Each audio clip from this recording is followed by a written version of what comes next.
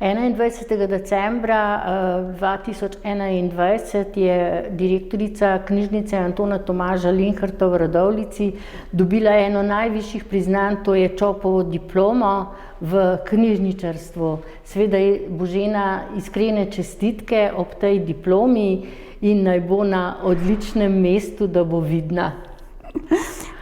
Hvala. Lahko pokažem, to je Čopova diploma.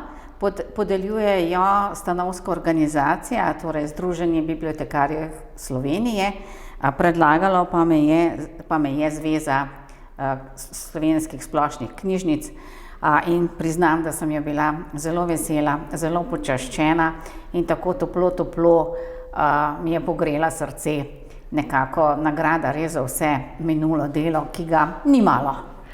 In ta nagrada gre v roke vam predvsem za vzpodbujanje branja, predstavitev raznih ilustracij in še bi lahko naštevali tudi v tujini. Tako je. Skratka, jaz sem po svoji osnovni izobrazbi, preden sem prišla v knjižnico, sem učila, torej profesorica slovenščine in tako ali tako sem že prej vedela, kako zelo je pomembno branje. In knjižnica je tak idealen prostor, kjer lahko neformalno, brez prisile, skozi prostočasno branje propagiramo, ozaveščamo ljudi o pomenu branja. Branje ni pomembno samo takrat, ko se otroci učijo, to se pravi nekje 2. razred, 3. razred osnovne šole, ampak je branje pravzaprav pomembno vse življenje. Čedalje več in več beremo in v 3. življenjskem obdobju je pa branje čudovita telovadba za možgane. To se pravi, je to trening, je to vaja, da odlagamo odmiranje celic čim dlje.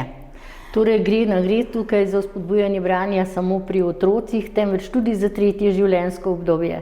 Tako je, pravzaprav celo obdobje.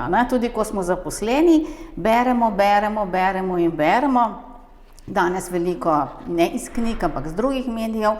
Ampak kljub temu je veščina branja strašno pomembna in seveda pri tem je pomembno, da to, kar preberemo, razumemo. Predvsem to. In kaj za vas pomeni ta Čopova nagrada? Ja, to Čopova nagrada mi pomeni zelo veliko.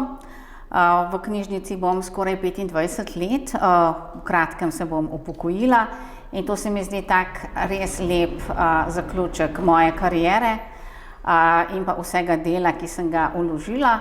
Tudi to, da sem recimo predstavljala dobre prakse naše knjižnice v tujini in kjerkoli sem bila, sem si šla pogledati tudi knjižnice, tako doma, na dopustu, na konferencah in mnogo tega, kar sem videla, sem tudi prinesla nazaj, predstavila svojim kolegam in kolegicam, tako v domači knjižnici, kot tudi na slovenski ravni.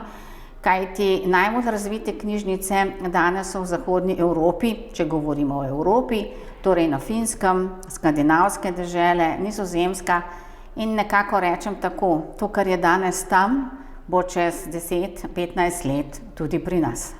Hvala lepa za pogovor in še enkrat čestitke. Hvala tudi za čestitke in pa seveda vabljeni v knjižnico in vabljeni k branju.